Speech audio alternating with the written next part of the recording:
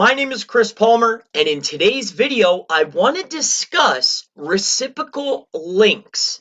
Now, reciprocal link building is taking a link in exchange for a link, but in my personal and humble opinion, is a valuable asset to the end user, not a valuable asset to the end user. And what I mean by this is if I have a property online and it's a valuable piece of content to a local business or any business for that matter, and in exchange they are willing to link to my asset, and all I ask is that they simply give me a link on their page, why would this be bad for SEO? Are backlinks bad for SEO?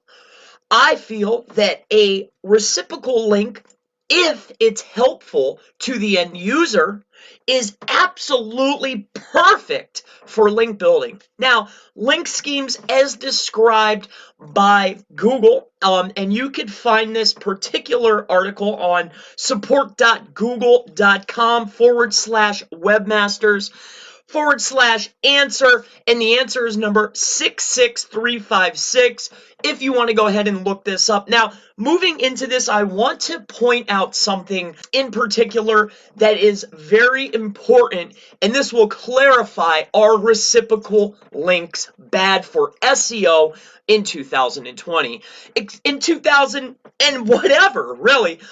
So I just want to go ahead and point this out.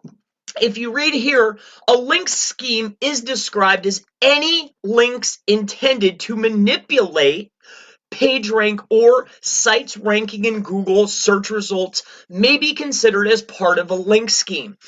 Now, I want to point this out as it's number 2 here. This right here. Excessive link exchanges, link to me and I'll link to you, or partner pages exclusively for the sake of cross-linking. Now, when speaking on reciprocal links, to wrap this video up, why does it need to be labeled as that? Why not a valuable content asset for the end user is being supplied to you, and in exchange I would like to also link to a valuable asset that you have? We are trying to create and make a better experience for our end user. That is all you are doing. That is what you are doing. Why does it need to be labeled as a reciprocal link? And this has been a common question I've been asked a few times. So we need to start thinking as helping the end user find great content, and in exchange for helping one another with excellent content, of course we're going to link back and forth because we're in the same niche. We're providing value for the end user, and in my opinion, a reciprocal link is just another link. Are they helpful for SEO in 2020? Absolutely. Do I feel that a link to a valuable asset will help my end user? Absolutely. Do I feel that you should help your end user by linking to other pages that are helpful to your user in your niche? Absolutely. Now, do I think you should go out and seek thousands, which would be hard to find? No, that would be a link scheme. However, if you find the highest quality sites, if we want to look at a third-party metric, we would start with only the highest quality content, the highest quality metrics first. Those are the most valuable assets that I want to receive a link from, a reciprocal link if you want to call it that. So in note here at the end of this, reciprocal linking is wonderful for SEO. I feel that it needs to be looked at in a different manner. We're not using reciprocal links. This is not a link scheme. You are providing value to the end user, and that is it.